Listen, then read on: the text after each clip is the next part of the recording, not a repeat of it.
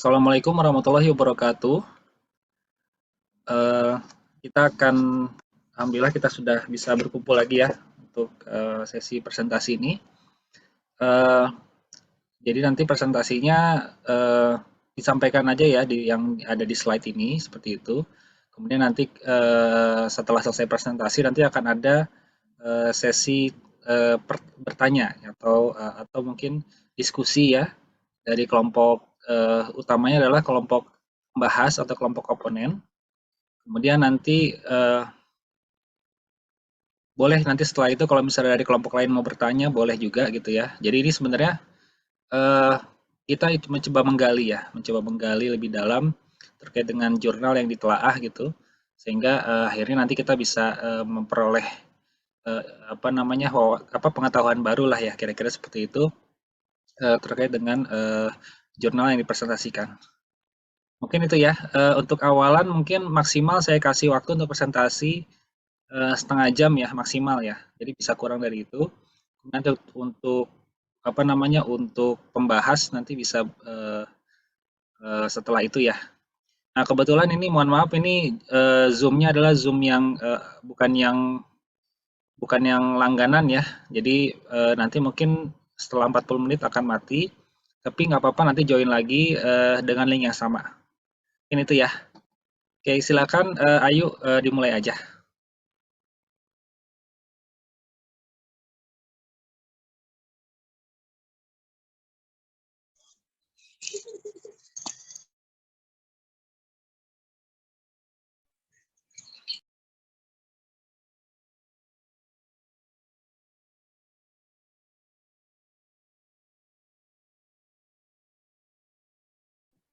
Baik Pak, di sini saya Tika dari kelompok 2 ingin mempresentasikan tentang telah spatiotemporal clustering analysis of malaria infection in Pakistan yang disusun oleh dengan saya sendiri Atika dan ada Ria Ayu Kartika dan Vina Kartika dan Wisnu Cahyadi.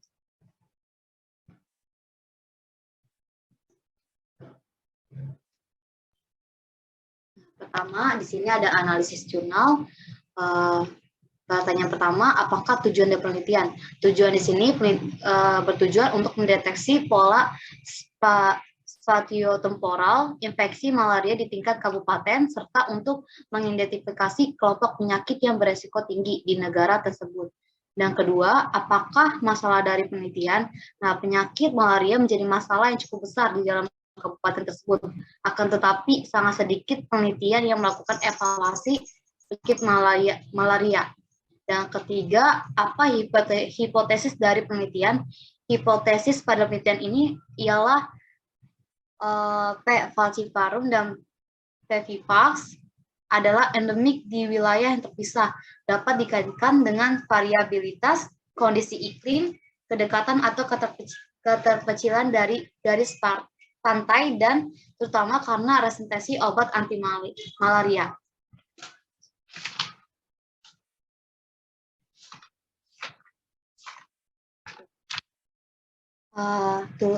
Insiden malaria.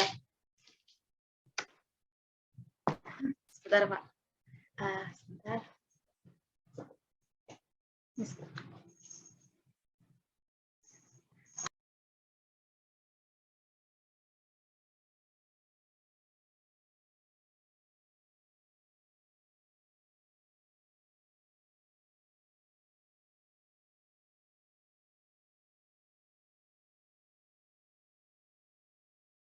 Baik, akan saya lanjutkan. Nah, insiden malaria falciparum lebih tinggi di Balochistan dan Sind, di mana resistensi obat kloroquine mungkin berkontribusi pada dominasi spesies ini. Dan juga kedua provinsi ini memiliki garis pantai yang dekat dengan banyak distriknya. Dan keempat, berapa lama jangka waktu penelitian? Penelitian ini berlangsung selama periode 6 yang berlangsung pada tahun 2011 sampai 2016.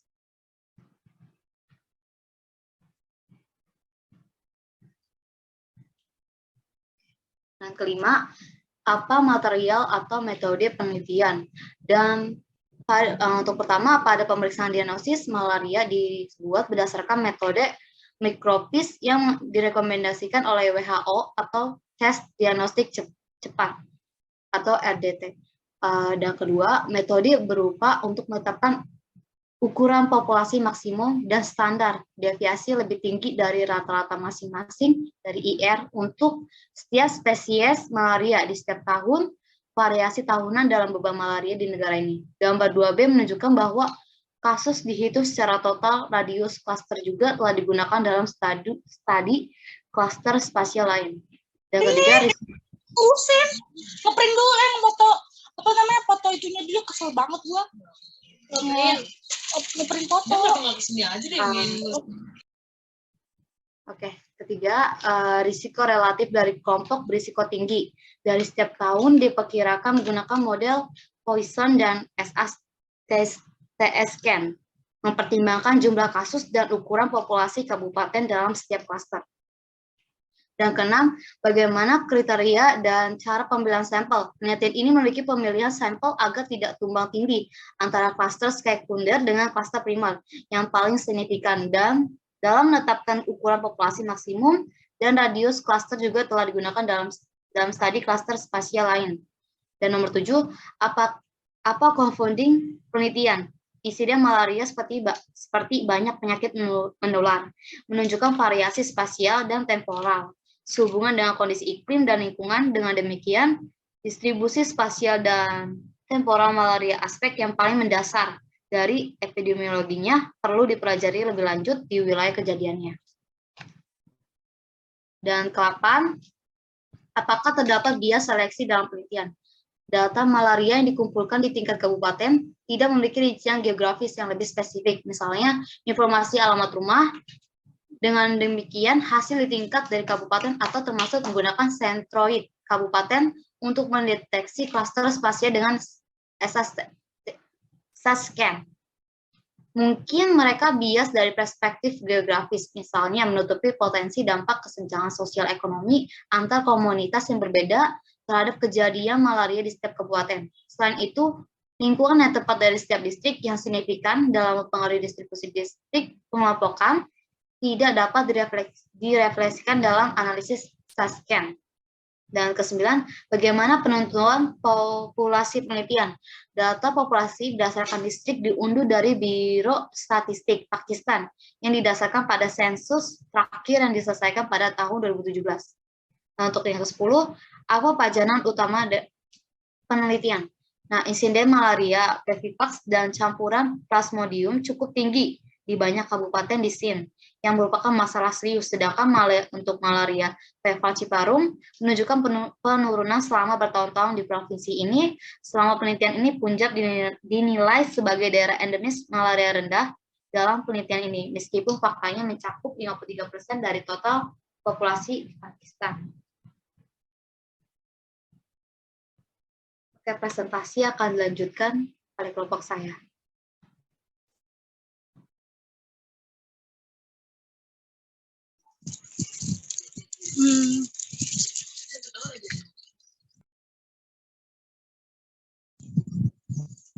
Baik, selanjutnya akan saya lanjutkan. Di sini bagaimana pengontrol confounding. Peneliti tidak menjelaskan di dalam artikel bagaimana mengontrol confounding variabel. Bagaimana 12, bagaimana hubungan antara ekspor dan outcome. Peningkatan kejadian PVVAX dalam beberapa tahun terakhir mungkin disebabkan oleh upaya program pengendalian malaria yang terfokus pada deteksi kasus. Sebagian besar kabupaten endemis malaria tinggi ditemukan di Balochistan, Fatah, dan KPK, dengan Sind diperkirakan sebagai daerah endemis cukup tinggi. Tingginya insiden malaria menurut spesies di Fatah, Balochistan, dan sampai batas tertentu di KPK dijelaskan oleh fakta bahwa kesehatan besar kabupaten di wilayah ini tertinggal dalam standar kesehatan dan kehidupan dibandingkan dengan negara lain, yang disebabkan oleh terganggunya situasi hukum dan ketertiban di daerah-daerah ini, sehingga fasilitas kesehatannya berkinerja sangat rendah. Misalnya kayak sumber daya perawatan kesehatan yang terbatas dan tidak tersedianya fasilitas kesehatan untuk diagnosis dan pengobatan di beberapa komunitas, sehingga meningkatkan malaria khususnya dan penyakit lain secara umum di daerah ini. Next.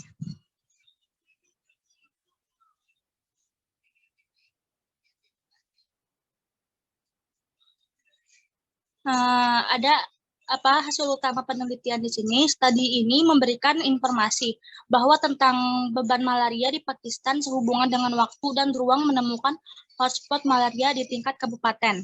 Hasil dalam penelitian ini dapat memberikan bukti ilmiah untuk pengendalian dan strategi pencegahan malaria di Pakistan. Nah, di sini sejumlah besar kasus malaria menurut spesies dilaporkan di seluruh negeri selama periode penelitian ini pada tahun 2011 sampai 2016. Kami menemukan 1.593.409 total kasus positif dalam masa studi 6 tahun di Pakistan, dan beban tertinggi DKPK sebanyak 1.221.026 kasus PVVX dilaporkan dengan mayoritas. Kasus yang ditemukan di KPK 474.478 terdapat 306.172 kasus falsiparum dengan jumlah terbanyak kasus di Baloxitan 145.445, kasus plasmodium campuran berjumlah 66.211 dengan sains 22.421 dan Baloxitan 22.229 menjadi kontributor utama. Kedua provinsi melaporkan jumlah yang hampir sama dari kasus plasmodium campuran. Apakah hasil dapat digeneralisasikan? Dapat digeneralisasi di wilayah lain karena dengan analisis spatiotemporal ini berfungsi untuk mengidentifikasi daerah beresiko tinggi infeksi malaria di berbagai wilayah dan negara. Next. Apakah keterbatasan penelitian? Penelitian kami memiliki keterbatasan tertentu juga yang dapat diperhitungkan dalam merancang penelitian selanjutnya. Studi ini hanya melayani pasien yang berkonsultasi dengan fasilitas kesehatan sektor publik 20% dari total populasi dan tidak memberikan informasi tentang sebagian besar populasi yang pergi ke fasilitas kesehatan sektor swasta. Dengan demikian, kejadian yang sebenarnya dapat diremehkan dengan demikian kejadian malaria yang sebenarnya dapat diremehkan. Data tidak menggambarkan profil individu pasien, usia, jenis kelamin, status sosial, ekonomi, dan pendidikan, dan lain-lain. Karena data agregat digunakan dalam penelitian ini, data yang kami kumpulkan dari DMOMC adalah kumpulan data malaria tahunan dan bulanan dan hari kejadian malaria di tingkat kabupaten tidak tersedia. 16. Apakah kelebihan penelitian? Di sini dia ada 5 poin. Untuk yang pertama ini, studinya memiliki beberapa kekuatan. Untuk kreditnya adalah studi pertama di Pakistan yang mengeksplorasi pola spatiotemporal dan kelompok risiko tinggi kejadian malaria di tingkat kabupaten.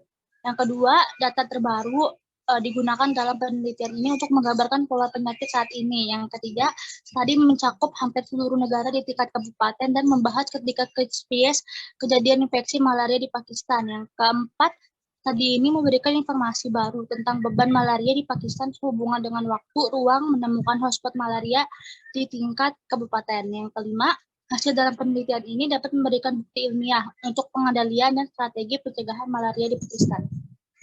Next.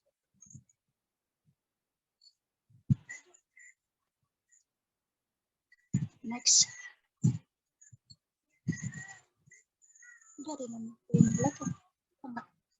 17. Apa saran untuk peneliti? Nah, saran untuk peneliti di sini adalah investigasi dan studi kesehatan masyarakat tentang pola perkembangan penyakit perlu dilakukan lebih lanjut di area hotspot yang sudah dieksplorasi untuk pemahaman yang lebih baik tentang perkembangan penyakit di negara ini, terutama khususnya untuk Pakistan. Next.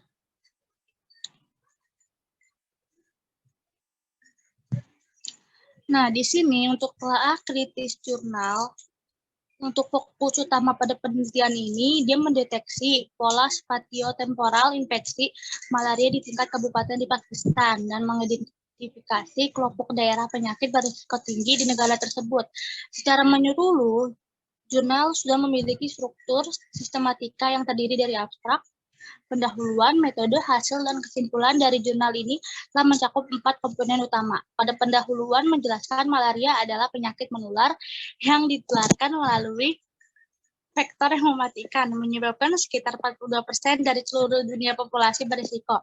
Pada tahun 2016, malaria mengakibatkan 216 juta kasus dan 445.000 kematian di seluruh dunia. Pakistan menjadi salah satu negara malaria tertinggi di wilayah Emerald. Selanjutnya akan dijelaskan dengan teman saya.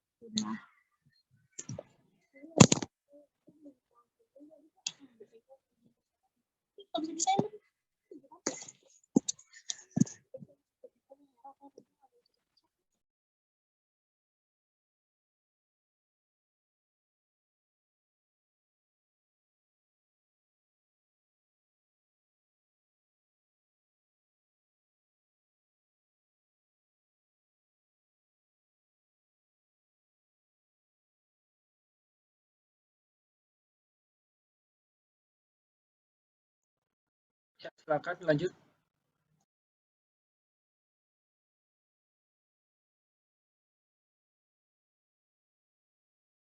Oke, baik. Presentasi akan saya lanjutkan. Untuk selanjutnya ini ada hasil penelitian yang diterangkan melalui tabel peta GIS dan kami menemukan 1.593.400 total kasus positif dalam masa studi, yaitu selama 6 tahun di Pakistan dengan biaya perawatan yang tertinggi.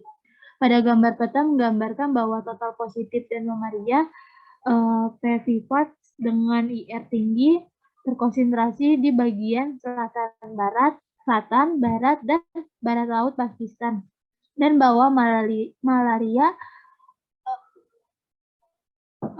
Falciparum menyusut selama bertahun-tahun, sementara Plasmodium campuran berkembang secara bertahap. Temuan penting lainnya ialah bahwa distrik, jumlah dan lokasi di klaster utama adalah sama untuk 2014, 2015, 2016. Total ada 24 distrik, 12 di Fakta, dan 9 di KPK. 2 di Pugja, dan 1 di Balochistan. Falciparum sama untuk tahun 2012 dan 2013. Totalnya ini ada 18, semuanya di Balochistan. Terus Plasmodium campuran sama untuk di 2014-2015. Totalnya ini ada 7 distrik, 6 Balochistan, dan 1 di Fatah.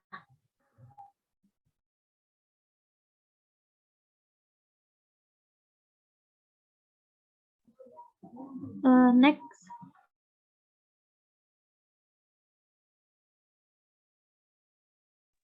Nah, selanjutnya ini ada kerangka konsep, yaitu faktor risiko, di mana faktor risikonya ini ada nyamuk malarianya, terus yang kedua ada kondisi iklim dan lingkungan sekitarnya, dan terus ada biomarker efeknya itu malaria, Plasmodium falciparum, Plasmodium viva, dan infeksi campuran. Nah, infeksi sel darah merah.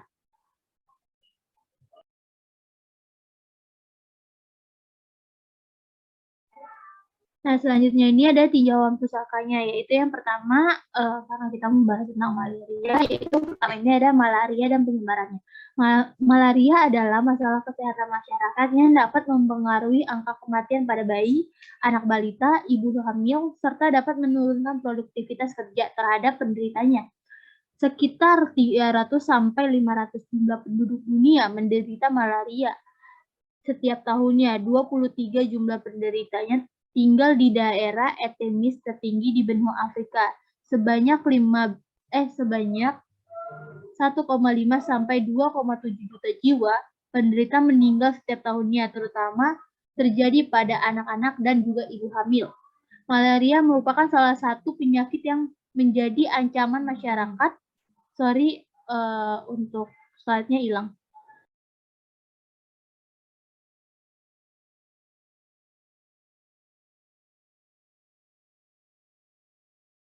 Atika bisa tolong diulang share?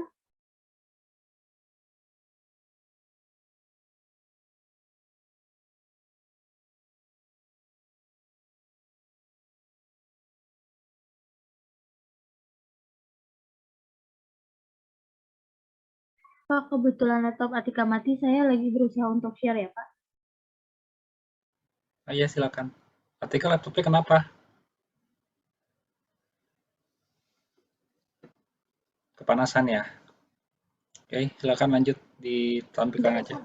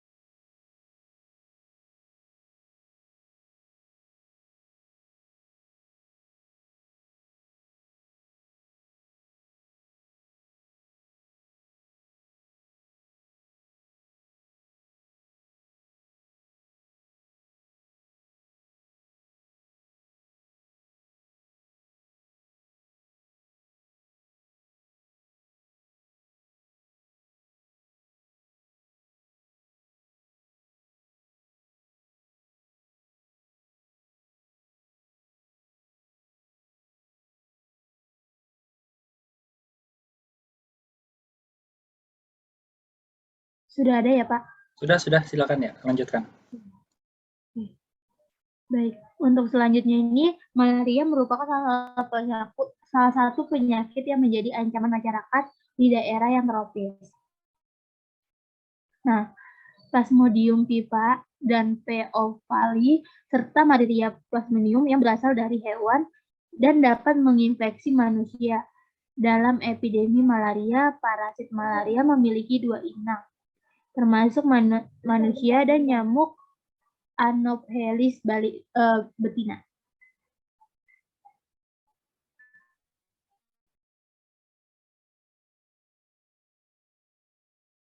Ya, lanjutkan ya.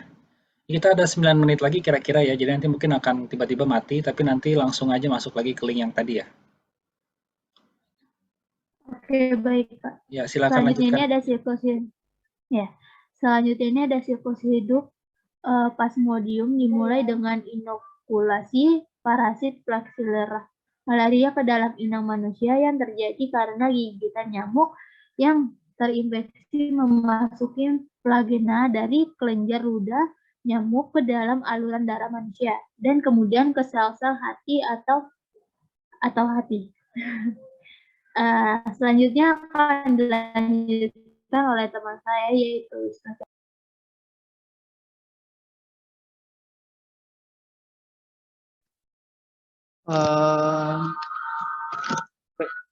Jadi pakai nyamuk malaria dan penyebarannya. Jadi malaria ini terinfeksi. Malaria ini disebabkan oleh infeksi dari gigitan nyamuk Anopheles. Jadi nggak semua nyamuk itu menjadi penyebab dari malaria ini. Di dalam dunia itu 2000 spesies, ada terdapat 2000 spesies Anopheles dan 60 diantaranya diketahui menularkan malaria. Nah, di Indonesia sendiri itu ada sekitar 80 spesies, bukan 80 sorry. 80 spesies di Indonesia dengan 24 spesiesnya yang tercatat menularkan malaria. Faktor pertamanya adalah lingkungan. Kemudian individu, karena kemunculan malaria ini didorong oleh berbagai faktor yang mendukung kelangsungan hidup nyamuk vektor ini. Jadi teman-teman, dari banyak jurnal yang kita baca, dari banyak jurnal yang kelompok baca ini, malaria ini timbul itu karena ada tempatnya. Jadi ada kubangan, terus ada genangan, dan yaitu itu yang menjadi tumbuh berkembangnya nyamuk ini gitu loh. Dan ini didukung oleh situasi geografis dan meteorologis yang ada di Indonesia. Lanjut.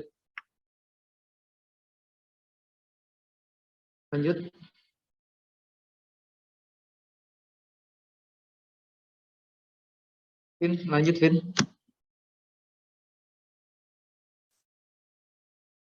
Nah, ini tuh ketinggian kelembapan curah hujan itu mempengaruhi si nyamuk ini tuh bisa berkembang biak, faktor lingkungannya yang terkait dengan malaria.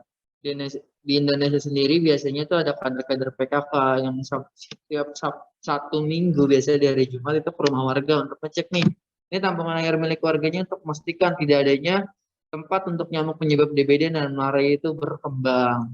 Lanjut, ini siklusnya ya, siklus hidup nyamuk penyebab malarianya yang di sebelah kiri. Lanjut.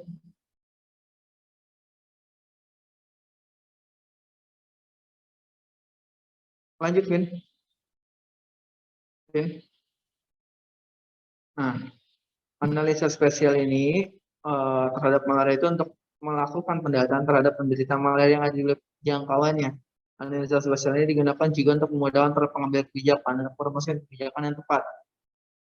Ini misalkan kita sebagai seorang petugas di puskesmas, kita bagian misalkan pengendalian penyakit menular. Nah, itu kita buat penyakit tidak menular. Kita buat kok di RW 10 ini ada apa ya, nyamuk gitu loh. Kok malarianya banyak nih dari warga ini ya. Kita teliti, kita data, oh ternyata kita buatkan ternyata pakai spider diagram, kita buat oh ternyata kenapa ini banyak di sini ya, karena itu mungkin di situ dekat tempat sampah atau dekat danau.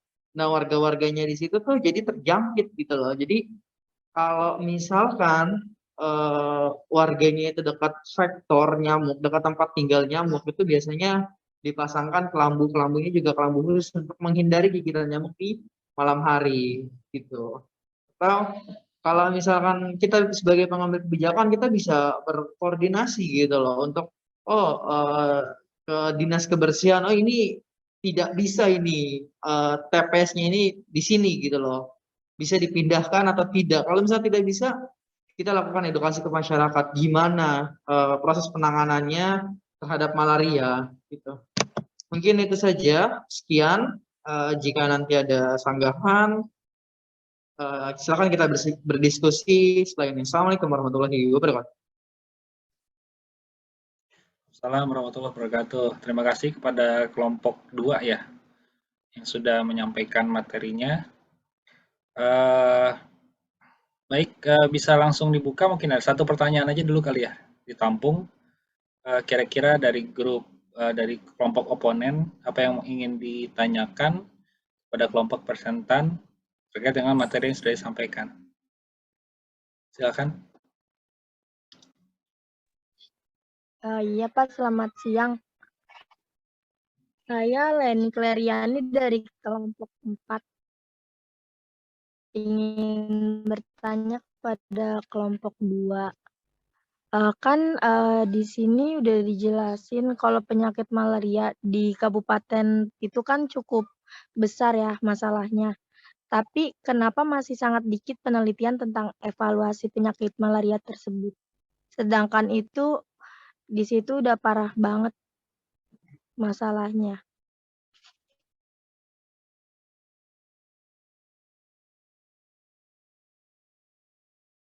Langsung dijawab aja kali ya. 3 menit, 2 menit, 3 menit nih. Masih ada 3 menit. Boleh diulang? Iya, pertanyaannya. Kenapa masih sangat sedikit penelitian tentang evaluasi penyakit malaria? Sedangkan penyakit malaria di kabupaten tersebut itu jadi masalah yang cukup besar. Kenapa ya? Mungkin karena ini kan penelitian orang ya, dan ini berada di luar negeri ya. Mungkin batasan-batasannya itu letak geografis dimungkinkan. Terus kedua, mungkin tidak adanya perhatian khusus dari pemerintah atau peneliti yang ada di sana untuk meneliti nih. Ini apa masalahnya, Bu? Atau bahkan mungkin setelah penelitian ini itu sudah selesai gitu masalah, maksudnya sudah diambil kebijakan untuk mengurangi, jadi tidak ada penelitian-penelitian selanjutnya. Atau kurang puas ya? bukan ini. Coba dibuka tabelnya biar kita bisa analisis sama-sama.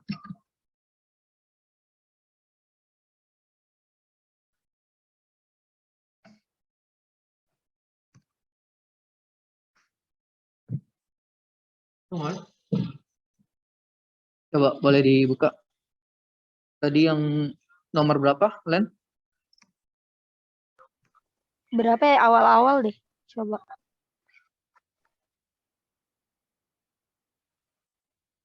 Coba sebelum ini deh.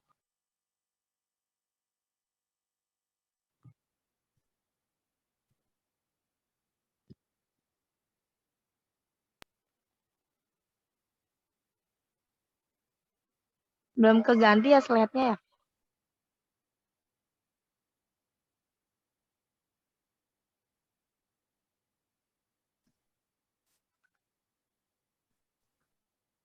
Nih, yang nomor 2.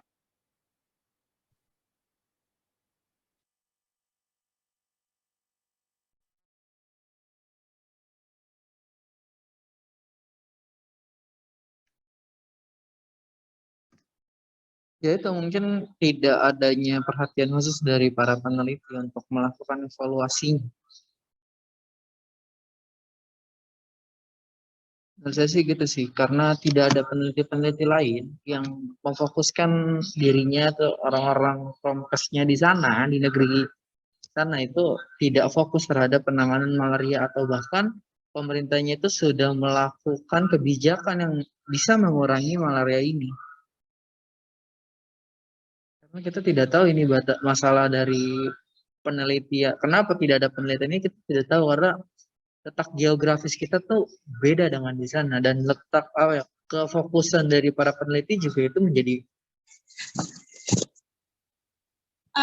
Coba buka di kelebihan, kan ada tuh kelebihan dari jurnal yang tadi terangin. Sebentar. Maaf, saya nggak bisa share PPT-nya. Oh, siapa yang bisa buka? Yang bisa share screen ada nggak? Tolong untuk hostnya izinin dulu. Oh ya udah, maaf. Udah. Sebentar, kita buka. Oke, baik Pak. Terima kasih, Pak. Dibuka, coba Vina bantu buka slide tentang kelebihan dari jurnal ini.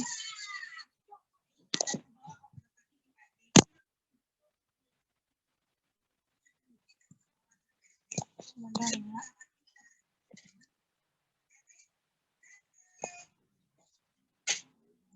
Sebentar ya, Pak.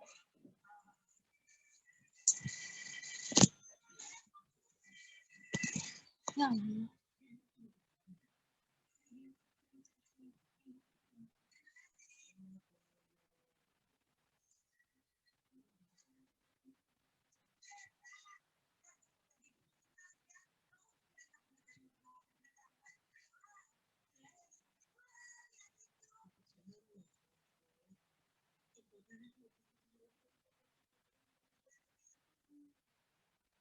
Salah.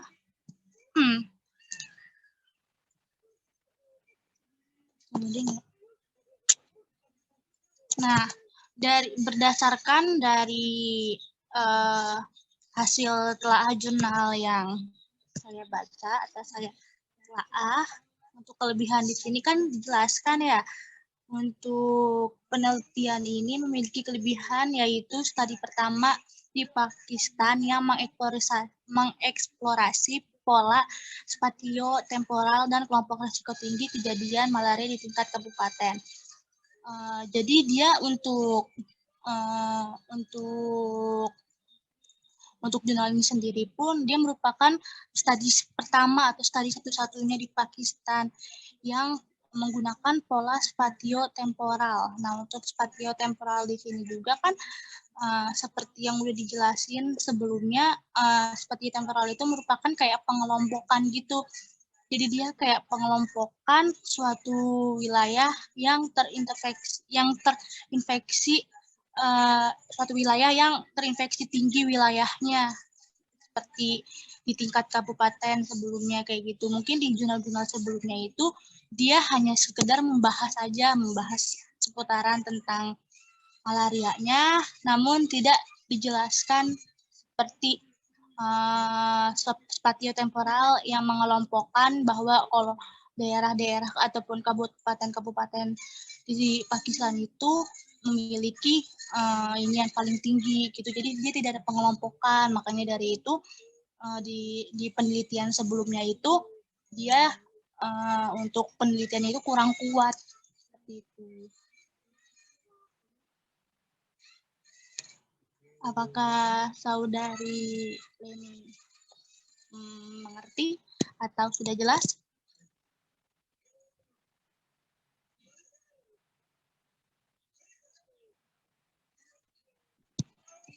Suaranya. Masih bingung. Tadi Leni jawab pertanyaan apa, Len? Yang itu ya, penelitiannya kenapa nggak banyak? Kenapa ya? Sedangkan di situ dia tuh harusnya difokusin Pak, karena malarianya kan lumayan besar di kabupaten tersebut. Iya. Jadi mungkin ini kan kondisi di luar ya. Tapi kalau misalnya mau kita analogikan di Indonesia ya, memang sedikit terkait dengan penelitian yang sifatnya itu monitoring evaluasi ya. Jadi penelitian itu mungkin banyak, tapi mereka penelitian itu nggak continue gitu. Jadi misalnya nih, satu ketika di satu daerah A, kemudian pindah ke daerah B gitu. Sehingga akhirnya kita tidak bisa menarik benang merahnya itu dari misalnya di daerah A pada tahun 2019 dengan di daerah A pada tahun 2020 itu nggak ada datanya gitu, nggak ada penelitiannya gitu. Sedangkan kalau kita bicara evaluasi ya untuk penelitian yang nanti untuk keperluan evaluasi, memang kita perlu ada pembanding gitu, before and after-nya itu bagaimana gitu. Ya. Jadi before-nya itu misalnya angkatan tahun 2019, kemudian after-nya itu 2020 gitu kan. Nah, sebenarnya kalau kita bicara Monef itu kan sebenarnya itu suatu kegiatan yang berkelanjutan ya, bukan istilahnya sekali jalan terus sekali dilaksanakan kemudian istilahnya tabrak lari lah tanda kutip ya. Udah dilaksanakan terus kemudian kabur gitu. Enggak, harusnya memang itu dilihat apakah dievaluasi ya, karena program malaria itu sebenarnya masuk ke dalam salah satu programnya Puskesmas kan sebenarnya gitu ya. Nah itu yang yang mungkin itu salah satunya kenapa kita belum bisa menyelesaikan permasalahan malaria di Indonesia. Salah satunya itu ya mungkin karena memang penelitian yang ada itu sifatnya sesaat-sesaat gitu, sesaat-sesaat ya. Saat ini kemudian off gitu, besok nggak diteliti lagi, lanjut lagi nanti kapan gitu kan. Tapi jadi tidak berkesinambungan gitu. Jadi itu mungkin yang akhirnya kenapa akhirnya permasalahan malaria itu nggak selesai-selesai gitu karena penelitian yang dilakukan itu sifatnya cross sectional aja gitu, bukan suatu penelitian yang kalau misalnya ini kan bisa bicara misal penelitian cohort ya, yang dia itu kita melihat ke depan terus kan, kita mengikuti penyakit itu sampai nanti dia sampai bertahun-tahun misalnya gitu. Nah di kita memang uh, tidak ada yang tekun ya untuk meneliti seperti itu. Gitu. Kalau menurut saya seperti itu ya. Oke, silakan mungkin dari kelompok oponen yang mau bertanya lagi boleh diajukan aja. Iya Pak, saya Lia Nafianti ingin bertanya Pak. Oke, silakan Lia.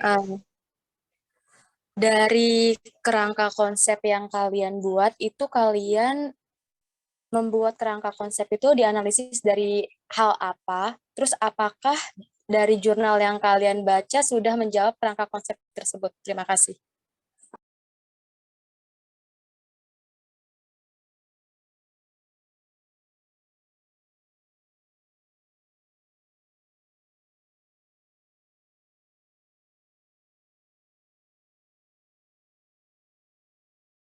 Apakah kelompok sudah jelas pertanyaannya?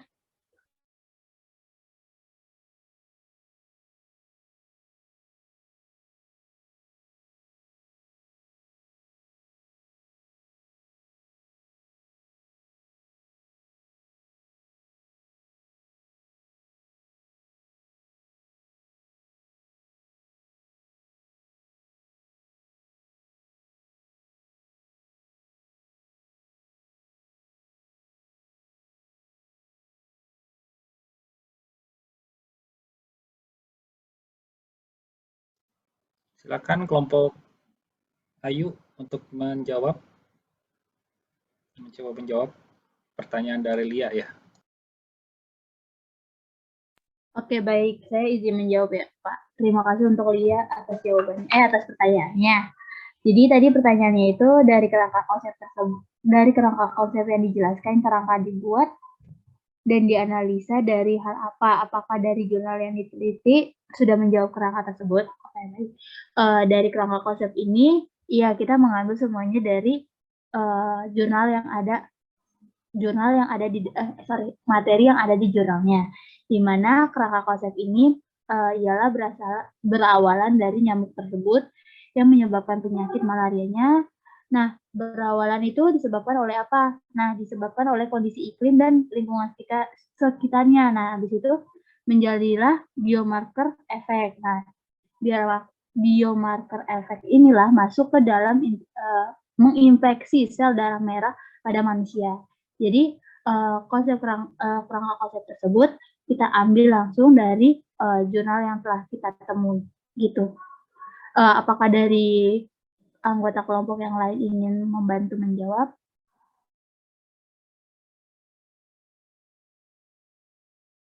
Oke, baik. Sepertinya tidak ada. Untuk Saudara Lia, apakah sudah jelas dengan jawaban yang saya berikan?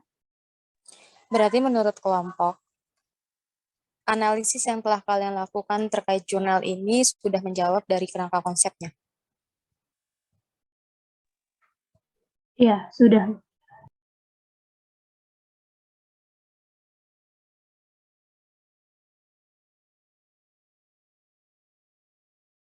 Oke, baik. Terima kasih.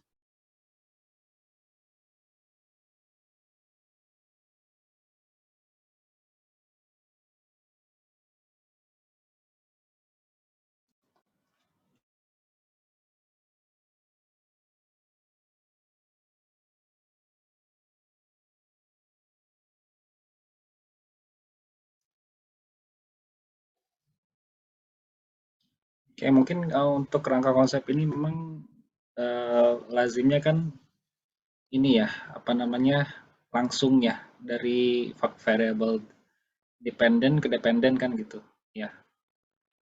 Nah, ini apa namanya, ya informasi yang jadi kerangka konsep itu sebenarnya adalah variabel-variabel yang nanti akan direaksikan gitu ya, direaksikan atau dianalisis dianalisis bersama gitu ya. Jadi memang karena dia variabel maka harus bisa diukur gitu. Jadi misalnya kondisi iklim itu apa maksudnya kondisi iklim, misalnya apakah misalnya cuacanya, apa misalnya curah hujannya atau suhunya atau apanya gitu ya. Kondisi iklim itu sesuatu yang kuantitatif, bukan misalnya sekarang cerah mendung, itu bukan kondisi iklim ya. Tapi yang dimaksud dengan iklim itu adalah misalnya variabel apa yang bisa nanti kita ukur gitu ya, bisa kita nanti analisis gitu. Jadi iklim itu misalnya apa namanya, ada curah hujannya, suhu udaranya gitu ya, dan seterusnya gitu. Kemudian juga nyamuk malaria itu apa gitu ya, yang diukurnya apa, apakah kepadatan nyamuknya. Jadi kita keliling tuh ngambil ke apa namanya, ke spot-spot tempat pendudukan vektor gitu. Kemudian kita ciduk ya, kita ambil sampelnya, kemudian kita hitung ada berapa malaria, ada berapa apa namanya jentiknya misalnya gitu ya. Jadi nanti kan itu bisa dihitung nanti kira-kira nanti yang menjadi nyamuknya itu berapa. Ya taruhlah dari jentik itu nggak semuanya hidup ya menjadi nyamuk, nggak semua tumbuh menjadi nyamuk. Tapi misalnya 50% dari situ jadi nyamuk, berarti kita bisa hitung kira-kira nyamuk yang ada di wilayah tersebut itu berapa gitu. Ya. Jadi memang kerangka konsep itu adalah variabel yang bisa kita hitung gitu. Bukan satu apa namanya, beda dengan kerangka teori ya. Kalau kerangka teori itu adalah konsep apa namanya, dia teori-teori yang digabung, misalnya berdasarkan ini ada apa gitu ya, ada aspek apa, yang faktor apa yang dimasukkan begitu. Tapi kalau udah masuk kerangka konsep itu harus bisa diukur, karena apa yang masuk ke kerangka konsep itu sebenarnya pada hakikatnya masuk di definisi operasional Ya, deskripsi itu masuk ke definisi operasional yang di situ nanti akan dijelaskan cara mengukurnya bagaimana gitu ya. Pakai alat apa, satuannya apa gitu. Jadi sebaiknya begitu ya. Kira-kira seperti itu ya. Jadi hal-hal yang sifatnya apa namanya?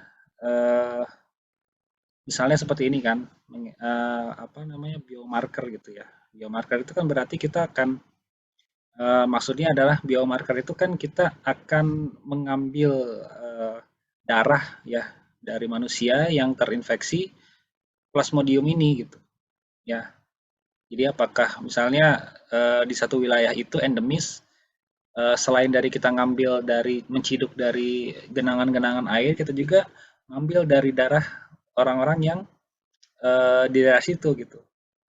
Karena kalau malaria itu sifatnya dia laten. Jadi kalau misalnya kita udah pernah digigit sama nyamuk Anopheles, ya itu plasmodiumnya akan tetap hidup di tubuh kita gitu, ya. Artinya gimana ya? Artinya orang kalau misalnya jadi malaria itu kambuhan sebenarnya. Jadi kalau misalnya satu ketika kita kena, kemudian kita jadi demam, panas, nanti kita misalnya minum obat sembuh. Kalau kalau kondisi tubuh kita drop lagi, itu bisa kena lagi. Bukan dengan gigitan nyamuk yang baru, tapi memang di dalam tubuh kita itu udah ada plasmodiumnya gitu. Ya, jadi apa namanya? Tapi itu bisa bisa bisa manifestasi ke penyakit atau bisa dia laten gitu. Jadi cuma tinggal aja di tubuh kita, tapi dia karena daya tahan tubuh kita bagus ya, kemudian kesehatan kita bagus, maka dia nggak kuat lah untuk bisa mengakibatkan eh, satu gejala penyakit di kita gitu. Kira-kira seperti itu ya maksudnya ya biomarker. Kemudian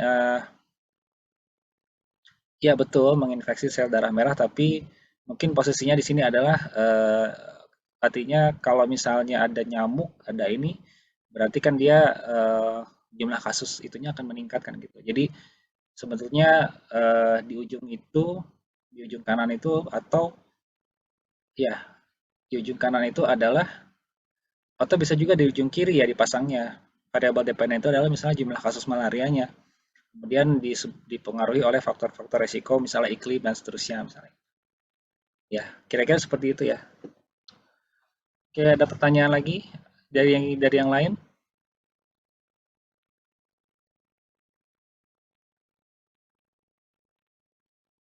Oke, kalau misalnya nggak ada lagi nggak?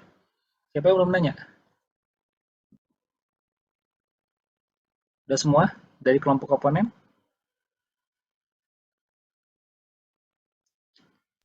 Pak, maaf, mungkin saya mau bertanya lagi, Pak. Oh iya, boleh, boleh. Iya, di situ kan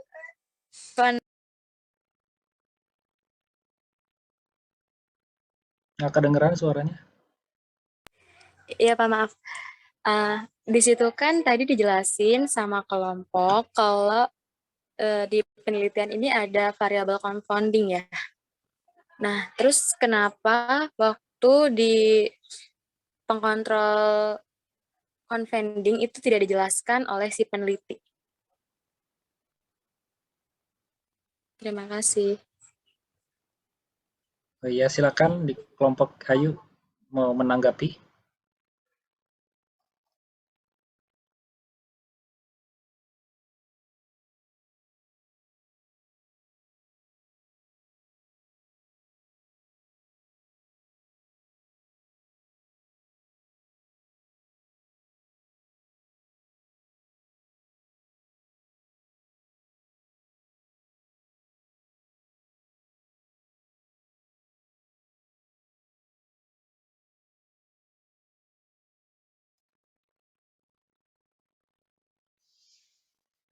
Ya, silakan.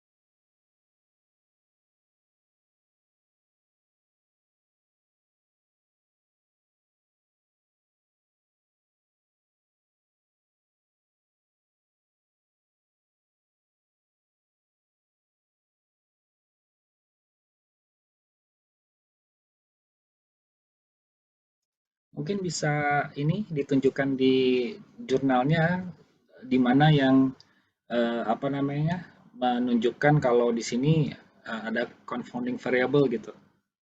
Mungkin bisa bisa di apa namanya dari tulisan jurnalnya sehingga akhirnya berkesimpulan kalau ada confounding variable gitu.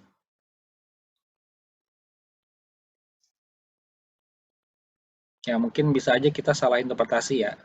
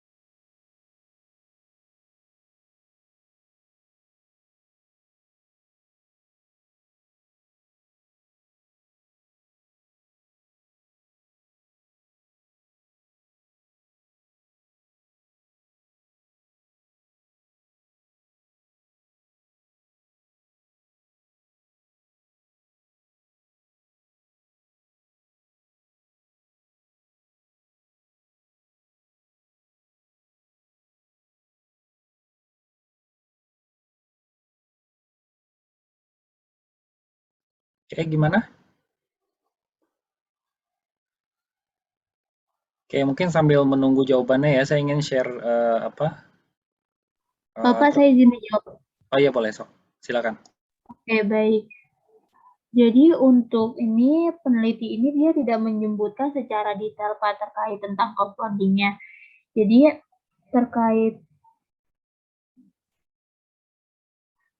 kita ingin mencari tahu hal tentang confounding-nya ini menjadi keterbatasan dari kita sendiri kelompok dalam mencari confounding tersebut, Pak. Gitu. Ya berarti bisa disimpulkan tidak tersurat di situ ya. Sebenarnya ya, cuman menduga kalau ada confounding ya. Iya, Pak. Ya. Jadi memang perlunya kita diskusi seperti ini supaya kita bisa saling meluruskan ya. Khawatir kita salah menafsirkan gitu ya dari bacaan, kan bisa seperti itu ya. Nah, jadi dengan adanya forum ini sebenarnya kita jadi saling meluruskan penafsiran gitu ya, supaya apa yang tertulis di jurnal itu adalah kita pahami maknanya dengan benar gitu ya. Tidak tidak kita menangkap yang tersirat gitu. Ya, yang tersirat itu bisa benar, bisa salah gitu ya. Jadi makanya memang diskusi seperti ini perlu. Jadi nanti teman-teman misalnya ketika misalnya nanti ada satu tulisan ya, kira-kira gini deh, ada satu tulisan ya, atau ada satu, bisa ilmiah, bisa apapun, populer, atau misalnya kita baca berita atau apa gitu ya, itu teman-teman saling ini aja, misalnya menurut lo gimana sih ini, misalnya gitu ya. Karena apa? Karena bisa jadi yang kita tangkap itu berbeda, dan kita butuh, apa namanya, butuh insight ya dari teman-teman yang lain, menyamakan, bukan kita menyeragamkan, tapi lebih ke menyamakan persepsi bahwa yang dituliskan ini di sini sama gitu ya, sesuai dengan jadi apa maksud penulis itu sama yang kita tangkap dengan maksud penulisnya gitu ya. Jadi itu yang apa namanya yang penting gitu ya, kira-kira seperti itu. Oke, mungkin saya izin share screen ya. Saya izin share screen terkait dengan tampilan ini ya. Nah,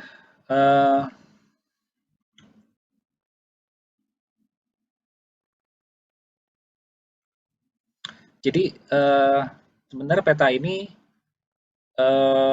adalah contoh visualisasi dari apa namanya time series data ya, data time series.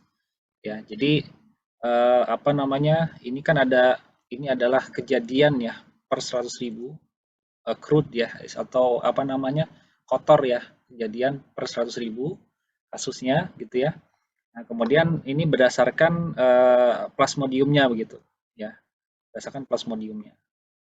Nah, yang bisa kita lihat di sini adalah bahwa ada perubahan warna merah ya. Jadi warna gelap ini ya, ada perubahan nih dari semakin kalau untuk yang Plasmodium vivax ya, seperti ini dia semakin ke sini semakin banyak tuh yang merah ya. Gitu. Kalau bisa lihat ya, kelihatan nggak tuh perbedaannya tuh? Semakin ini semakin banyak. Kemudian juga di apa namanya di Plasmodium lain pun juga sama gitu ya. Nah, ini menandakan bahwa dengan berjalannya waktu ini kita bisa tampilkan seperti ini. Ya, bisa tampilkan seperti ini. Jadi ada apa namanya perubahan warna ya. Karena yang tadinya misalnya tidak terinfeksi atau hanya kasusnya sedikit gitu ya. Kemudian pada tahun-tahun berikutnya meningkat gitu. Ya. Nah, ini juga sebenarnya mirip dengan slide yang waktu itu pernah saya share ya. Terkait dengan apa namanya? Sebentar. Kalau nggak salah saya pernah share itu bentar ya.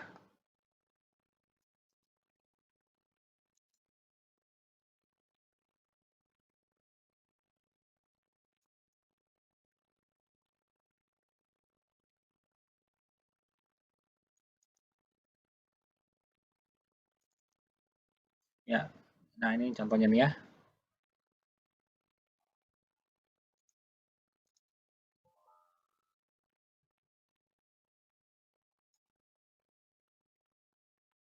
Nah, ini mungkin pernah saya share ya. Nah, ini.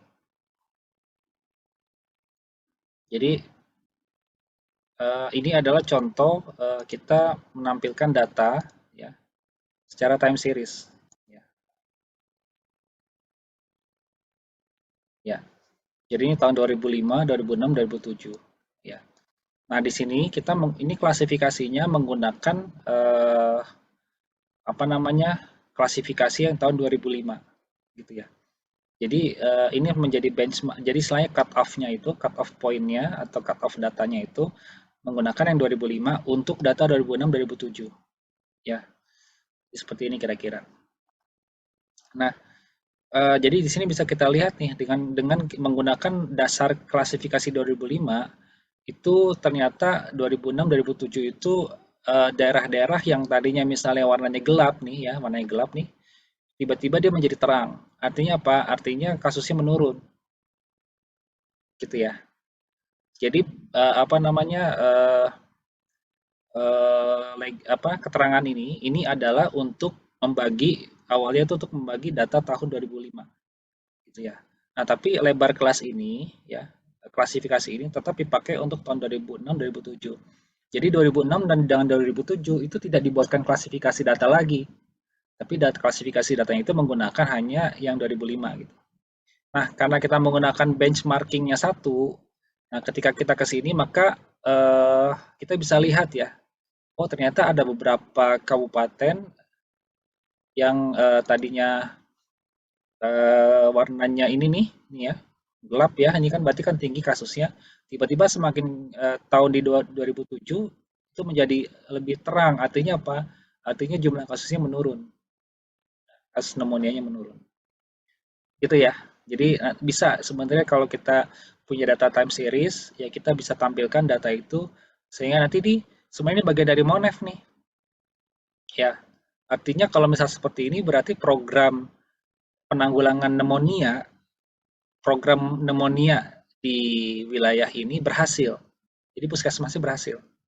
Kesehatan berhasil. Kenapa? Karena berhasil menurunkan kasus dari yang tadinya banyak nih, ya warnanya gelap ini, kemudian menjadi warna yang terang. Jadi ini bagian dari MONEF ya, bagian dari MONEF kita bisa melihat, oh ternyata ada apa namanya ada perbaikan gitu. Ya. Nah, kenapa menggunakan data yang sama? Ya, jadi ini ada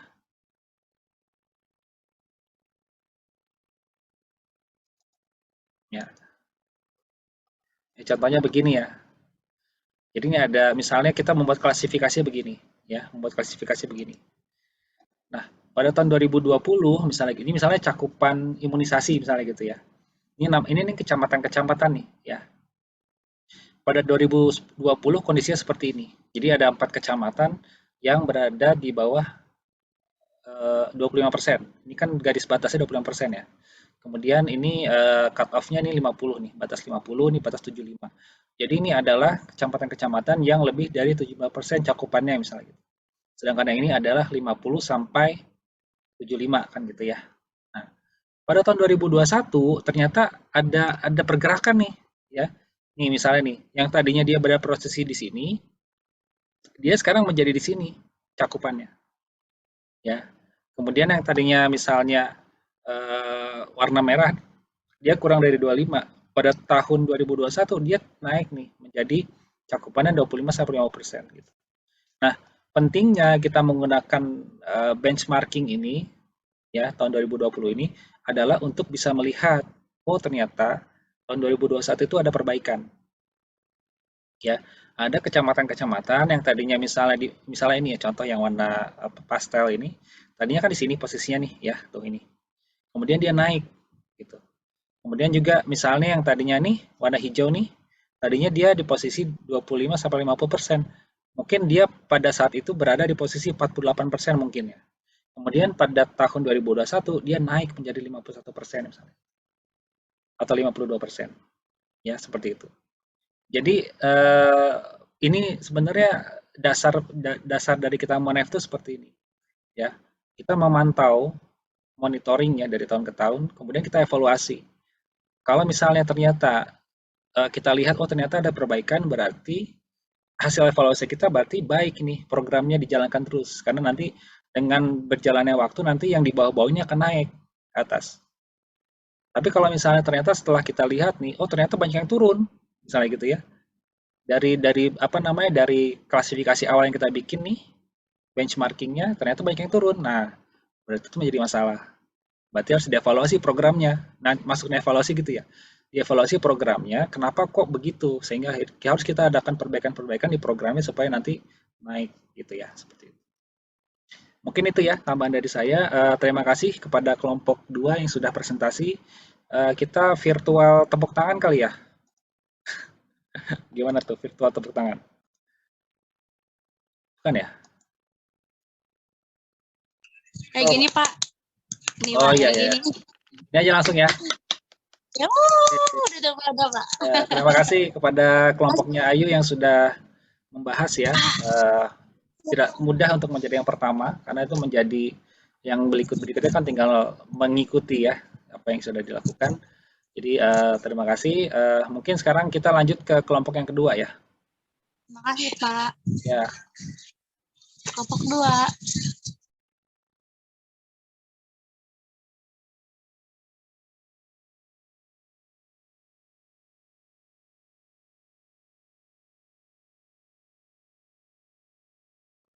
Ya, boleh kelompok 2 dipersiapkan dulu. Slide-nya mana yang mau ditampilkan?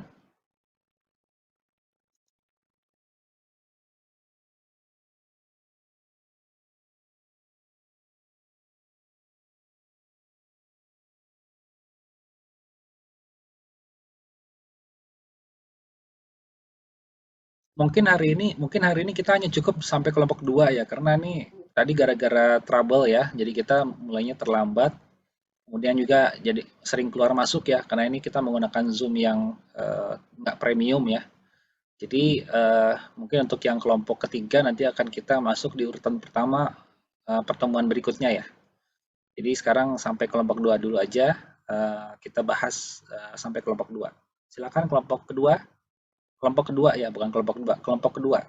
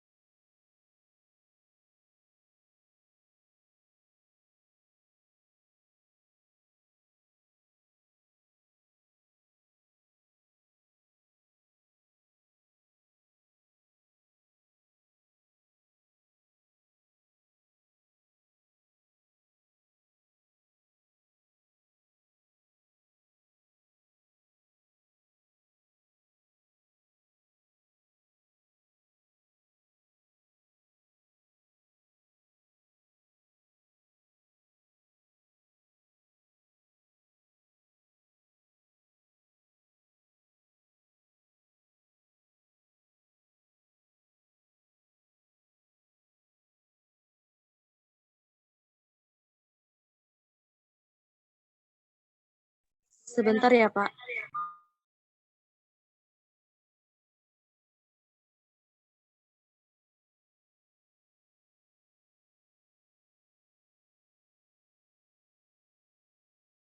Ya, disiapin dulu aja ya, karena ini sebentar lagi kayaknya mati lagi nih. Nanti kita masuk lagi. Eh, Disiapin dulu aja materinya eh, di PowerPoint-nya, kemudian nanti mungkin kalau udah siap bisa ditampilkan dulu ya. Jadi nanti bisa join lagi.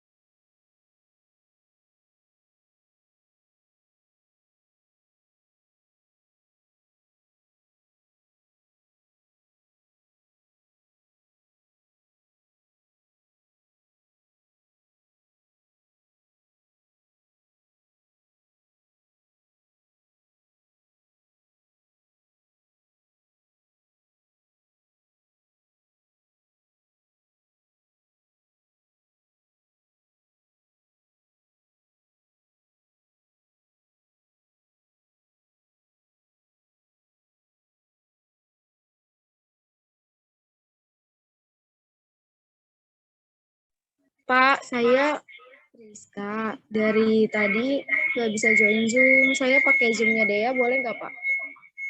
Boleh. Ini siapa nih? Priska, Pak Priska. Oh ya, boleh.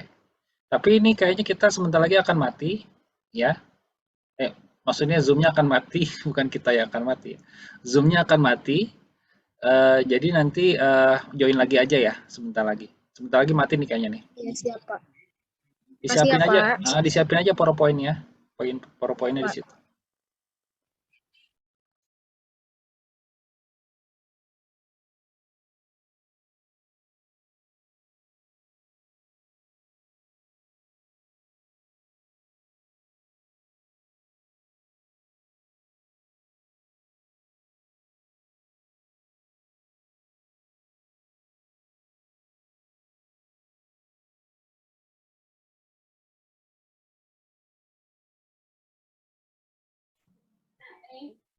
Ulangi. Assalamualaikum warahmatullahi wabarakatuh. Assalamualaikum warahmatullahi wabarakatuh.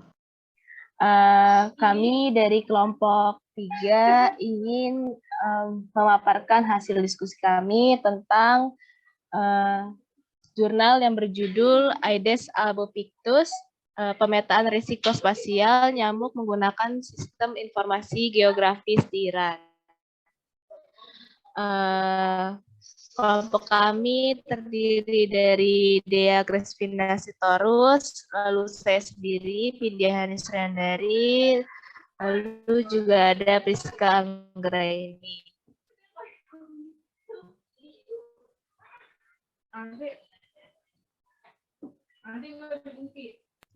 Ya, langsung ya.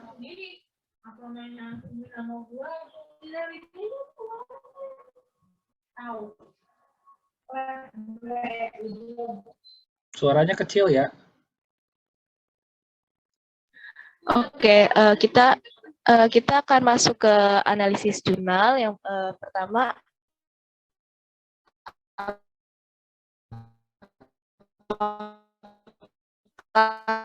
tujuan dari penelitian, risiko kehadiran. Yang kedua, apakah masalah dari penelitian? Jawabannya kemunculan Aedes albopictus yang semakin meningkat sebagai salah satu faktor albovirus yang paling signifikan seperti Zika, chikungunya, dan demam berdarah membutuhkan studi lebih dalam di daerah baru dengan menggunakan faktor lingkungan. Lalu yang ketiga,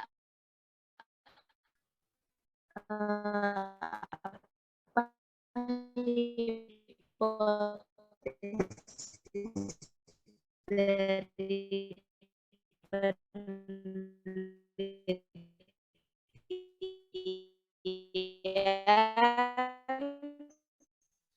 di dalam jurnal tersebut, peneliti tidak menyebut berapa lama jangka dilakukan menggunakan saat 2017.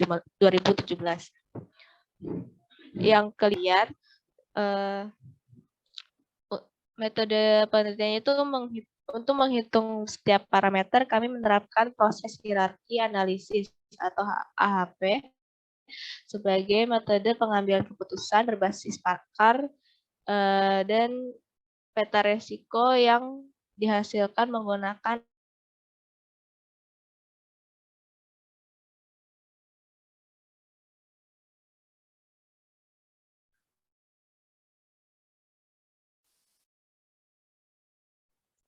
Lalu yang nomor 6, bagaimana kriteria dan cara pemilihan simpel?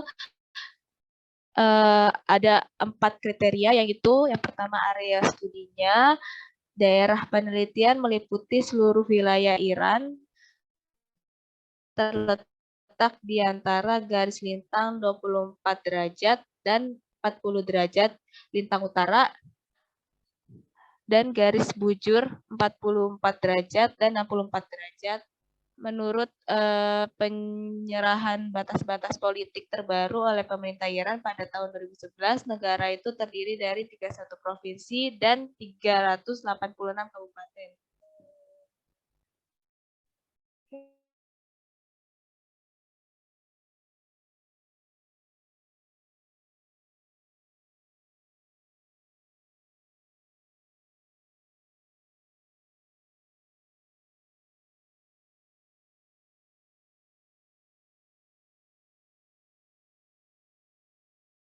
Mungkin break dulu sebentar ya, lagi azan.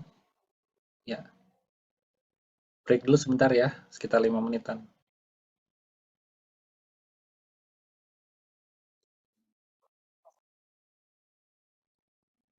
Boleh dilanjut lagi, silakan. Baik Pak, yang keenam ada bagaimana kriteria dan cara pemilihan sampel. Ada 4 pemilihan. Yang pertama area studi. Area studi ini daerah penelitian meliputi seluruh wilayah Iran yang terletak di antara garis lintang 24 derajat dan 40 derajat lintang utara dan garis bujur 44 derajat dan 64 derajat.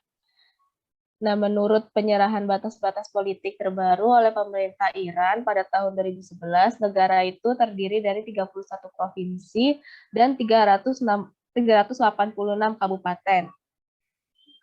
Lalu yang kedua ada suhu. Dalam penelitian ini mengenai wilayah studi yang luas, digunakan metode LST atau Land Surface Temperature sebagai pengganti data sinoptik. LST adalah produk citra satelit MODIS atau Moderate Resolution Imaging Spectroradiometer yang tersedia untuk temperatur siang dan malam hari dalam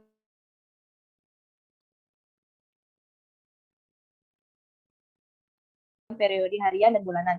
Jadi penelitian ini mengambil suhu rata-rata pada malam hari pada bulan Januari tahun 2017. Lalu selanjutnya ada model elevasi digital. Ketinggian dianggap sebagai kriteria yang efektif dalam penyebaran nyamuk Aedes albopictus. Elevasi maksimum untuk penyebarannya adalah 2.100 meter. Selain itu, sebagian besar pemukiman Aedes albopictus berada pada ketinggian kurang dari 600 meter. Data elevasi Iran diekstraksi dari model elevasi digital dengan resolusi spasial 30 meter yang disediakan oleh Pusat Kartografi Nasional Iran.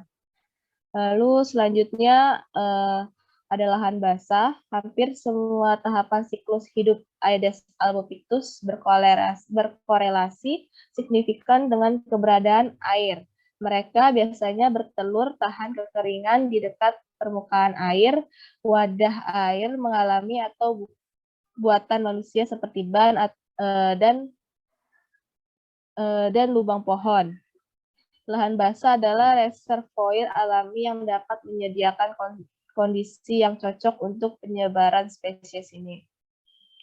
Lalu yang ketujuh ada confounding penelitian. Di dalam penelitian ini peneliti tidak menyebutkan penelitiannya. 8. Apakah terdapat bias seleksi dalam penelitian? Dalam penelitian ini 7 parameter dengan efek terkuat pada perluasan spesies target di Iran telah dibobot berdasarkan perbandingan berpasangan logis, tapi belum dianggap sebagai salah satu kriteria dalam penelitian ini karena data yang relevan tidak dapat diakses oleh peneliti, yaitu bahkan tidak dapat diakses oleh data satelit. Yang ke-9, bagaimana penentuan populasi penelitian? Jawabannya yaitu daerah yang berzona tropis dan subtropis, karena sebagai tempat perkembangbiakan dari Aedes albopictus tadi. Terus yang ke-10, apa pajanan utama penelitian? Pajanan utama penelitian adalah Aedes albopictus. Lalu yang ke-11, bagaimana pengontrol confounding? Nah, peneliti tidak menjelaskan di dalam artikel bagaimana mengontrol confounding itu variabelnya. Yang ke-12, bagaimana hubungan antara exposure dan outcome? Peneliti ini tidak menjelaskan tentang hubungan exposure dan outcome dalam bentuk hubungan statistik, tapi menjelaskan pemetaan risiko spasial nyamuknya. Lalu yang ke-13, apa hasil utama penelitian? Wilayah paling beresiko untuk arbovirus yang ditularkan oleh nyamuk harimau di Iran terletak di bagian utara negara, yaitu di Provinsi Guilan, apalagi kota-kota di garis pantai Teluk Persia, khususnya bagian barat, sangat berbahaya. Potensi keberadaan dan kehidupan nyamuk umumnya daerah pesisir dengan iklim tropis atau semitropis merekam pola yang cocok dari parameter kontribusi untuk keberadaan vektor. Lalu yang ke-14, apakah hasil dapat digeneralisasi? Hasilnya dapat digeneralisasi karena cenderung vektor untuk berproduksi di berbagai habitat, termasuk daerah perkotaan, pinggiran kota, dan pedesaan. Spesies ini menyebar dengan cepat dimanapun serangkaian faktor iklim tersedia. Yang ke-15, apa keterbatasan penelitian? Seperti yang tadi sudah dijelaskan, penelitian ini dalam penelitian ini belum dianggap sebagai salah satu kriteria dalam penelitian ini karena data yang relevan tidak dapat diakses oleh peneliti, bahkan tidak dapat diakses oleh data satelit. Lalu yang ke-16, apa kelebihan penelitian? Konsistensi resiko keluaran peta dengan hasil penelitian sebelumnya di Iran menegaskan bahwa hasil kami mendukung dan memperluas temuan mereka dengan metode yang hampir serupa. Menemukan bagian selatan, Sistan dan Baluchestan lebih beresiko terhadap nyamuk daripada yang lain. Sepengetahuan kami, ini adalah analisis zonasi resiko Aedes albopictus skala nasional pertama di Iran. Lalu selanjutnya apa saran untuk penelitian? Mungkin saran untuk jurnal ini lebih detail lagi menjelaskan apa itu Aedes albopictus karena di dalam jurnalnya itu belum terdapat bagaimana cara perkembangbiakannya yang sebenarnya gitu. Jadi hanya menjelaskan habitat dari Aedes albopictus sama penyebarannya di negara Iran. Selanjutnya presentasi akan dijelaskan oleh Dea. Silakan Dea.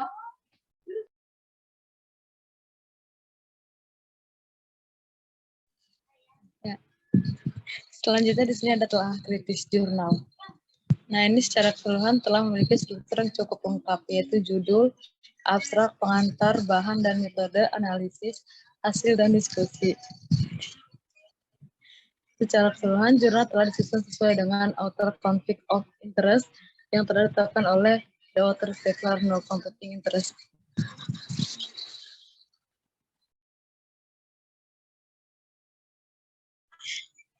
Pada bagian pengantar menjelaskan bahwa spesies dapat dengan cepat menyebar ke banyak negara di luar habitat aslinya dan telah hadir dalam daftar 100 spesies asing invasif terburuk di dunia dan dikenal sebagai agen penyebab utama berbagai virus yang ditularkan melalui arthropoda, termasuk chikungunya, demam berdarah, dan Zika. Penyebaran virus di seluruh dunia telah menyebabkan krisis kesehatan dengan hampir 4 miliar orang di 120 negara yang berbeda berisiko. Faktor abiotik yang berkaitan dengan iklim termasuk suhu, kelembapan relatif, dan pola curah hujan berguna untuk diterapkan dalam identifikasi habitat vektor yang sesuai dan prediksi kemungkinan wabah arbovirus. Meskipun kerusakan kesehatan dan ekonomi yang parah yang lebih luas untuk memprediksi dari penyakit yang ditularkan oleh A. albopictus, sangat sedikit penelitian yang memasukkan fitur lingkungan yang lebih luas untuk memprediksi daerah yang cocok untuk vektor ini di Iran. Dan dalam penelitian lain, menerapkan pendekatan Boosted Regression Tree atau BRT untuk memodelkan distribusi A. aegypti dan A. albopictus dalam skala global. Mereka memeriksa faktor iklim tertentu dan menggunakan database riwayat keberadaan nyamuk dan menyimpulkan bahwa daerah paling kritis di Iran adalah kota-kota di pesisir laut Asia karena lokasi yang paling disukai nyamuk adalah daerah tropis dan subtropis. Selanjutnya.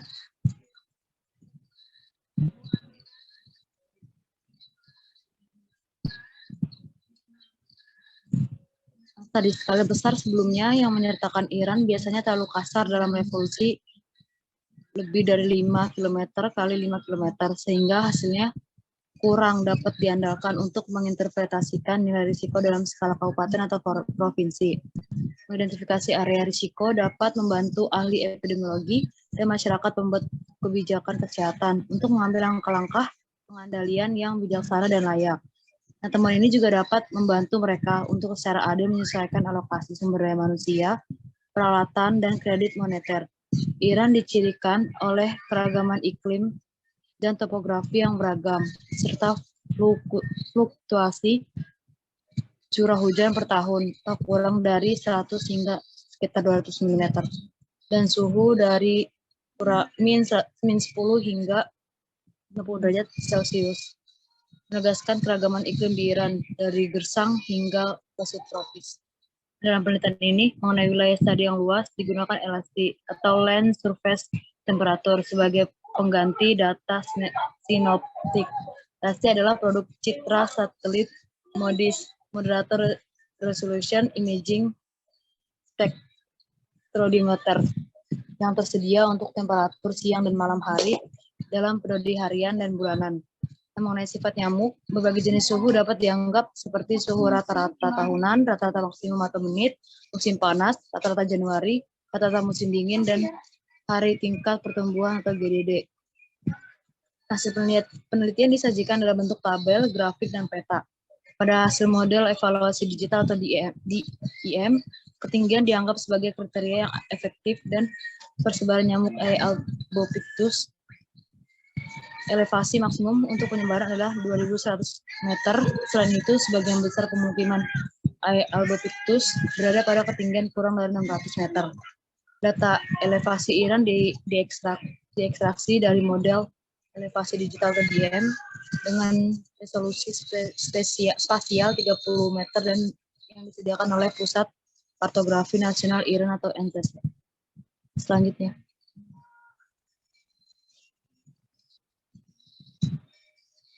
Nah, di sini ada kerangka konsep. Faktor risikonya itu ada iklim, suhu, curah hujan, dan lingkungan yang tadi sudah dijelaskan kata di jurnalnya. Nah, biomarkernya efeknya ini Aedes albopictus atau nyamuk harimau Asia, terus disebutnya nyamuk hari hutan.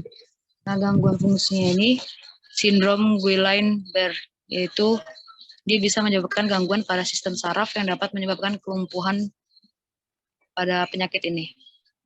Selanjutnya akan dilanjutkan oleh Kak Friska.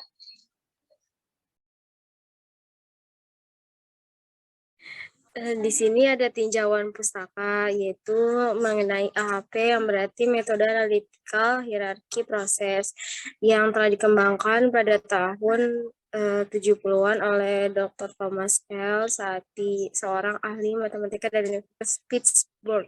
AHP pada dasarnya didesain untuk menangkap secara rasional persepsi orang yang berhubungan sangat erat dengan permasalahan tertentu melalui prosedur yang didesain untuk sampai pada suatu skala preferensi di antara berbagai set alternatif. Analisis ini ditujukan untuk membuat suatu model permasalahan yang tidak mempunyai struktur. Lalu biasanya ini ditetapkan untuk memecahkan masalah yang terukur atau kuantitatif. Masalah yang memerlukan pendapat atau judgement maupun pada situasi yang kompleks atau tidak terkerangka. Pada situasi di mana data statistik sangat minim atau tidak ada sama sekali, hanya bersifat kualitatif yang didasari oleh persepsi, lalu pengalaman atau intuisi. Sistem penunjang keputusan yang bertujuan untuk menyediakan informasi, membimbing, memberikan prediksi, serta mengarahkan kepada pengguna informasi agar dapat melakukan pengambilan keputusan dengan lebih baik. Next.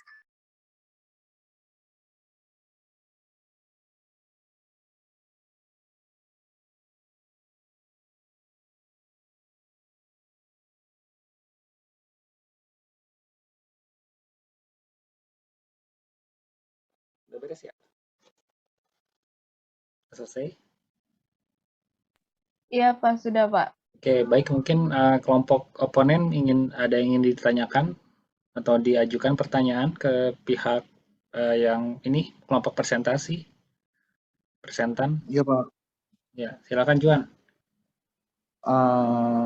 Saya Juan dari kelompok 5, ada pertanyaan terkait telaah kritis jurnal yang telah kelompok sampaikan bahwa tadi terdapat bias dalam penelitian ini dan juga ada keterbatasan penelitian. Namun dari keduanya ini terlihat sama, benar-benar sama, tidak ada perbedaan. Jadi apa yang membedakan bias dalam penelitian ini dan keterbatasan dalam penelitian ini?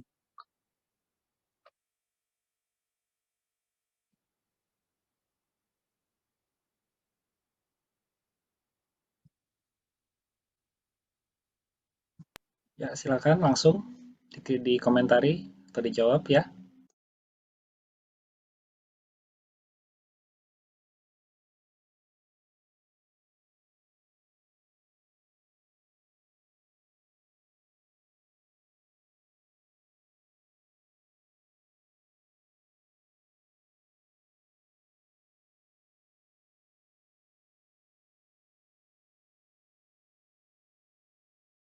Ya, silakan.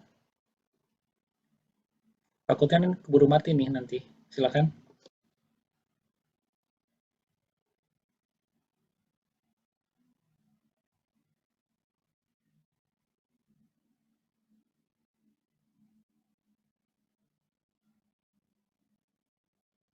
Ya, silakan.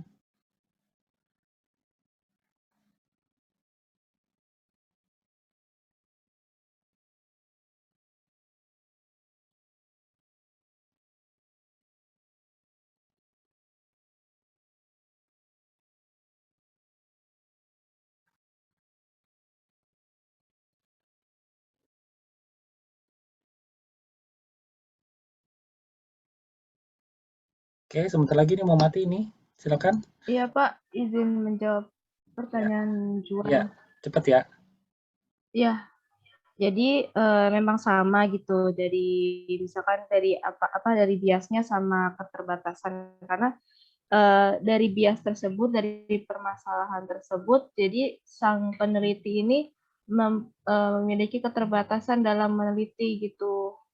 Jadi karena tadi biasnya itu dia tidak mendapat akses data satelitnya, gitu, tidak mendapat aksesnya, dan emang data dari satelitnya pun juga tidak dapat aksesnya gitu, susah untuk mendapatkan aksesnya. Jadi itu menjadi keterbatasan dari penelitian ini gitu, kalau menurut kelompok kami, Pak.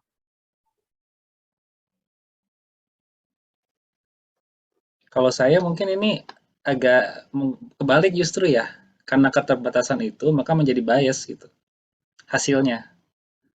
Ya, karena misalnya harusnya nih analoginya gini, harusnya misalnya saya ngukur itu pakai alatnya ini. Misalnya saya ngukur berat badan bayi itu harusnya yang bagus itu kan pakai apa namanya? Berat badan itu kan pakai timbangan yang digital ya, misalnya gitu. Tapi kemudian saya adanya itu adalah timbangan beras yang di karung yang ada apa yang buat apa ukur berat karungnya kayak gitu.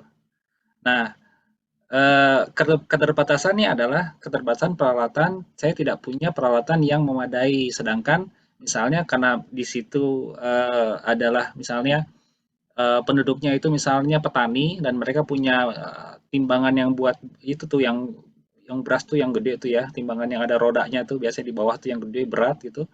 Terus kemudian dia nggak digital tapi dia misalnya pakai apa? Pakai yang itu tuh yang putar-putar gitu ya. Nah kayak gitu. Nah, akhirnya terjadi bias di dalam pengukuran berat badan misalnya gitu. Ya, jadi keterbatasan itu mempengaruhi bias gitu. Menurut saya ya. Iya, Pak, itu maksudnya, Pak. Nggak Maafin banget kebalik ya, bukan kebalik. agak suka ya Bias bingung itu adalah menjelaskannya. hasil. Bias itu adalah hasil. Jadi di belakang dia. Jadi hasil temuan kita ternyata bias nih gitu ya. Harusnya ke sana, tapi biasnya jadi malah ke sana gitu ya. Nah, itu maksudnya bias itu di akhir kita lihatnya oh ternyata ini nggak sesuai gitu. Nah, itu gara-gara di awal itu kita ada keterbatasan dalam hal alat yang digunakan tidak sesuai speknya misalnya gitu. Jadi itu ya. Jadi jangan kebalik-balik ya. Jadi itu bias itu seperti itu gitu ya. Iya, Pak. Sedikit tambahan juga, terus Ya. untuk keterbatasan mungkin tadi saya tidak menjelaskan karena tidak masuk ke PPT. Tidak keterbatasan peneliti ini juga karena peneliti terdahulu gitu. Jadi ini pernah diteliti juga sama peneliti terdahulu. Terus karena hasil penelitiannya itu ternyata berdampak buruk gitu terhadap hasil penelitiannya. Jadi peneliti yang sekarang agak susah untuk meneliti juga dari ngambil dari riset yang terdahulu gitu. Itu maksudnya. Keterbatasan. Jadi itu juga termasuk keterbatasan dari peneliti. Ya. Nah, hasil yang kemarin, hasil peneliti dari peneliti yang dulu tidak bagus gitu, terdapat berdampak buruk gitu. Ya, baik. Mungkin untuk sesi tanya jawab kita cukupkan ya, karena khawatir nanti keterbatasan waktu nih terkait dengan Zoom-nya nih suka mati-mati terus ya. Jadi mungkin saya ingin men-slide men-share ya. Mungkin saya izin ya. Oke. Nah, gini ya. Mungkin saya akan menjelaskan dari sisi mapping ya, dari sisi hasil petanya ya. Nah, ini adalah contoh peta yang dia itu tidak berbasis administrasi. Jadi yang selama ini mungkin kita bikin peta itu kecamatan, kabupaten gitu ya. Nah, ini adalah contoh peta yang dia itu tidak berbatas administrasi gitu ya. Jadi ini seperti misalnya ini adalah NDVI ini adalah tutupan lahan ya, tanaman vegetasi. Kemudian misalnya ini adalah curah hujan ya. Jadi dari data curah hujan itu bisa dibuatkan peta. Ya, dibuatkan peta. Jadi dari titik-titik stasiun curah hujan, kemudian nanti dibikin lingkaran-lingkaran ini lah mirip-mirip buffer, tapi bukan buffer ya. Ini adalah interpolasi. Ya, jadi kita membuat ini hasil interpolasi perkiraan ya dari acuan beberapa titik stasiun cuaca gitu. Kemudian juga ini ada DEM itu adalah ini ketinggian ya. Jadi ini ada wilayah ketinggian nih, berarti ini yang warna gelap ini adalah wilayah yang warna yang terang ini justru adalah wilayah-wilayah yang tinggi ya. Nah, jadi yang tinggi-tinggi itu yang warna terang. Jadi ini daerah apa namanya, daerah bukit mungkin ya. Ini kan lebih dari 2000 ya. Seperti itu. Kemudian ya jadi ini adalah temperatur juga sama bisa dibuat seperti ini ya. Berdasarkan dari data iklim ya, dari kita peroleh dari kalau di Indonesia dari BMKG. Ini bisa di-download datanya. Tapi memang peta ini diproses dari data tersebut. Jadi dari BMKG kita nggak akan bisa mendapatkan gambaran seperti ini gitu. Ya, kita harus olah lagi gitu dari data BMKG itu menjadi peta ini. Gitu. Jadi ini adalah contoh apa namanya,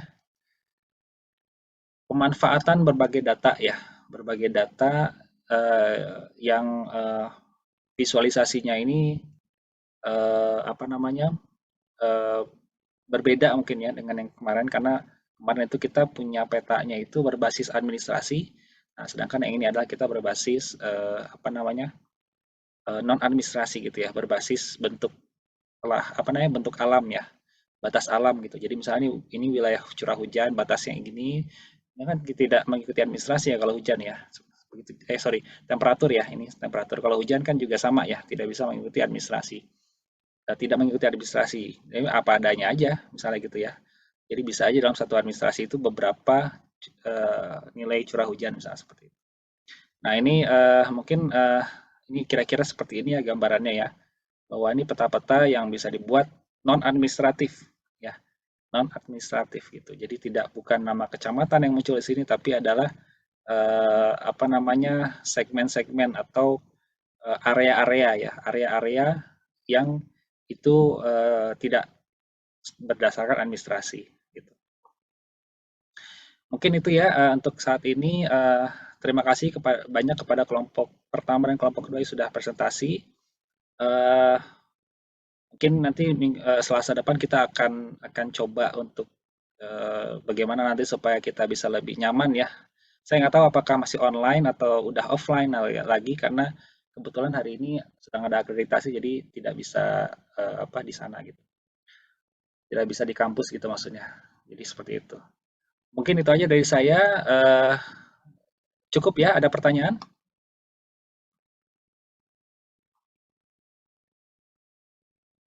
Nggak ada pertanyaan? Oke, kalau nggak ada pertanyaan mungkin saya cukup sampai di sini. Terima kasih. Berarti nanti kelompok yang ketiga hari ini menjadi kelompok pertama minggu depan ya. Pertemuan berikutnya ya. Gitu ya. Terima kasih. Assalamualaikum warahmatullahi wabarakatuh. Waalaikumsalam warahmatullahi wabarakatuh. Ya. Terima kasih Pak. Terima kasih ya semuanya. Ya.